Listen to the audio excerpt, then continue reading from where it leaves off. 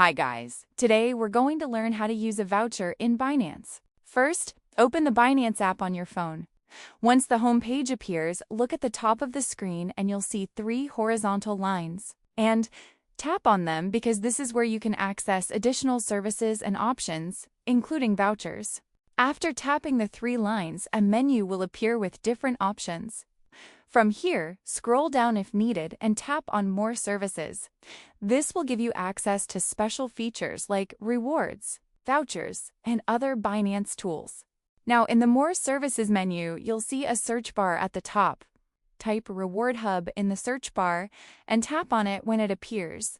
Reward Hub is where all your vouchers, rewards, and bonuses are stored, so this is the place to go. Once Reward Hub opens, look at the bottom middle of the screen.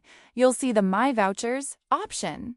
Tap on it to view all your ongoing vouchers. This section shows which vouchers you can claim or use immediately within Binance. Inside My Vouchers, you can see your active vouchers.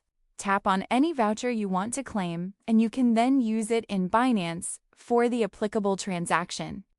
If you don't have a voucher, this section will be empty, but the steps are the same whenever you receive one.